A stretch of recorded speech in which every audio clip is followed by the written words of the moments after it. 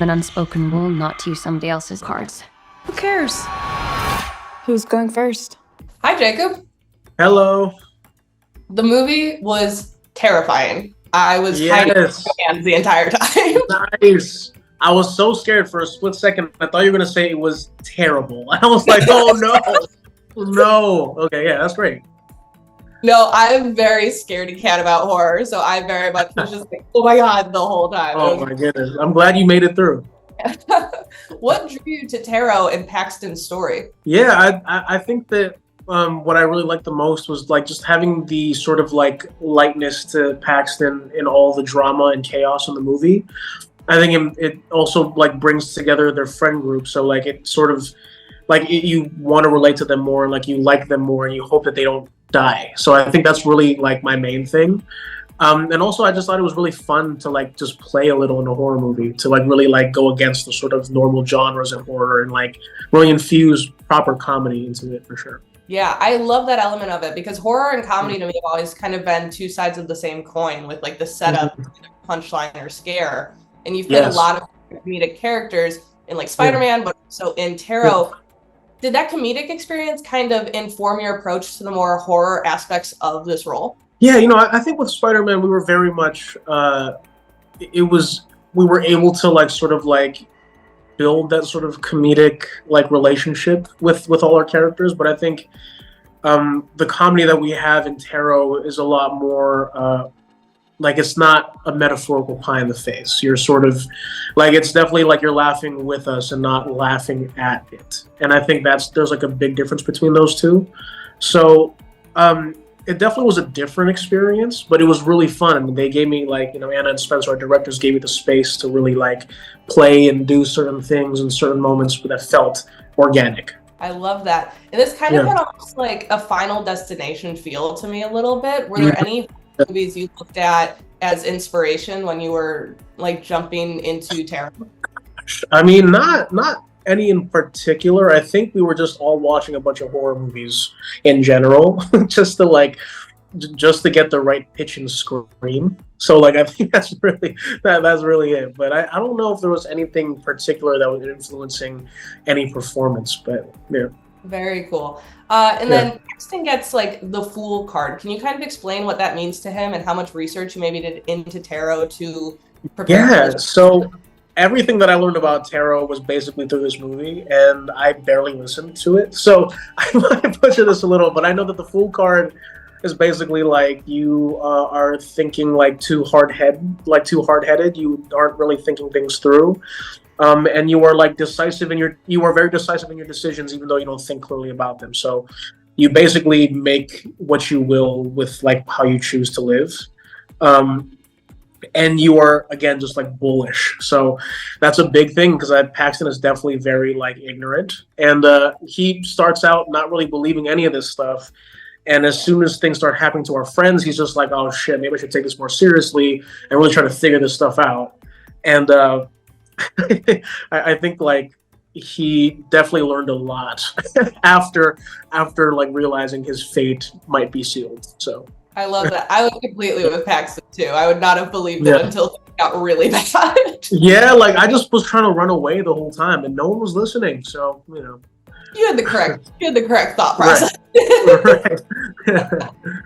How did the directors, Spencer and Anna, stand out from other directors you've worked with in the past? I think it was actually their first movie that they were directing, and they did a great job. And I think they were really relying a lot on our DP, who was really great.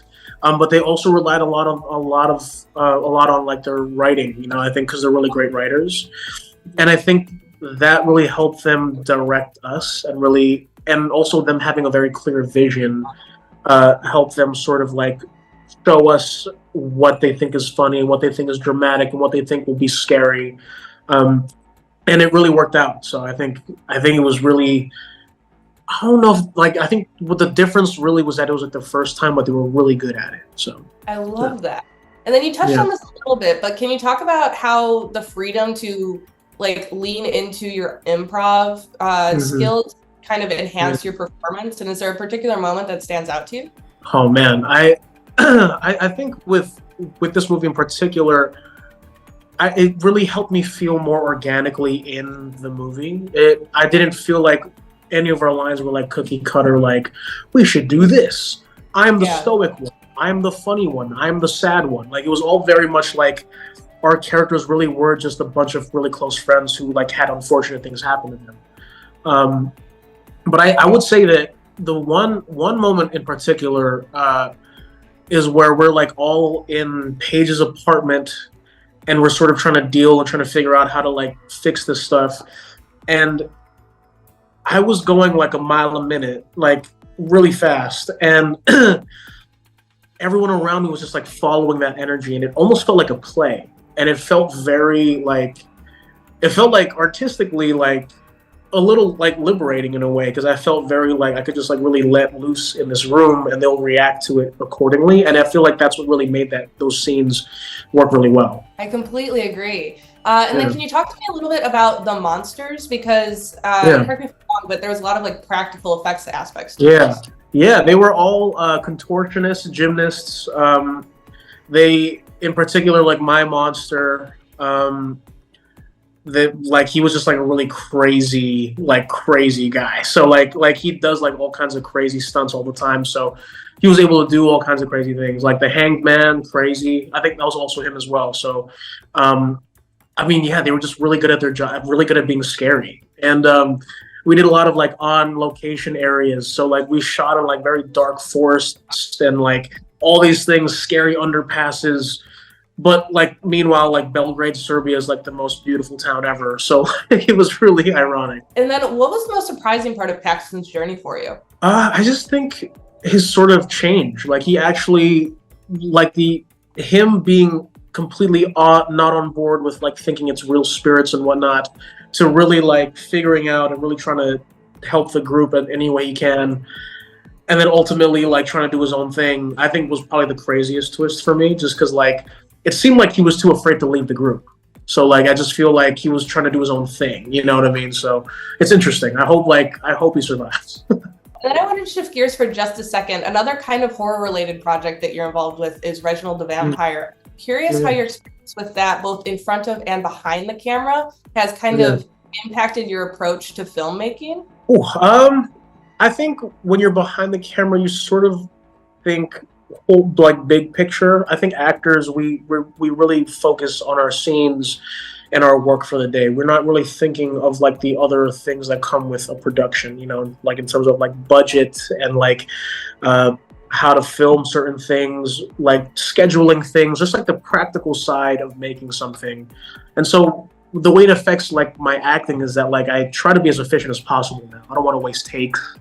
I'm always trying to like make the most out of every take. And like you start to like pick up on little things like how you look at the camera, like what's a good size frame to like really put your emotions into it.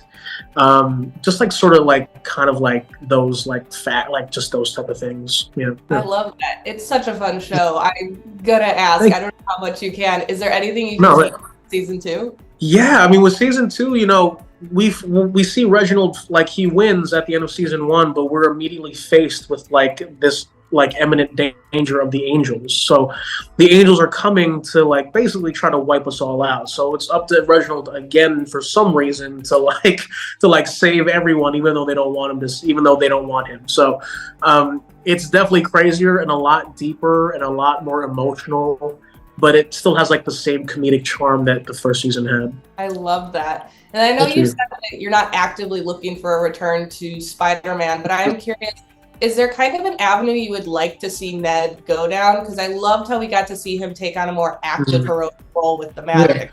Yeah, you know, I would love to. I would definitely love to be a part of something like special again for sure.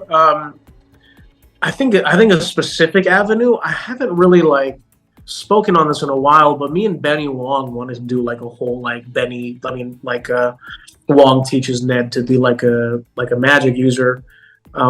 But I think other than that, you know, just like if whatever happens, you know, I feel like from everyone that you've spoken to, I'm sure like from superhero movies knows, like it just like you just randomly get a call some like one day, you know what I mean? Like you don't really like plan for it, you know? No, yeah. I understand. I do want to walk in. like now. That's amazing. Thank you. All right, Okay, no, wait, it's fine. yeah, You're wait, gonna let's do keep it going. again. You're just gonna keep trying. Right, we got it. Focus and close the portal.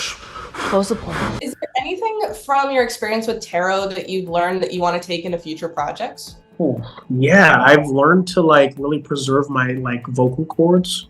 Like the whole like screaming like every other scene was actually crazy. I didn't think I was gonna be like screaming so much, and so I'm like kind of doing the whole like coconut oil with honey and lemon and tea and stuff, and really like resting my voice because it definitely took a toll.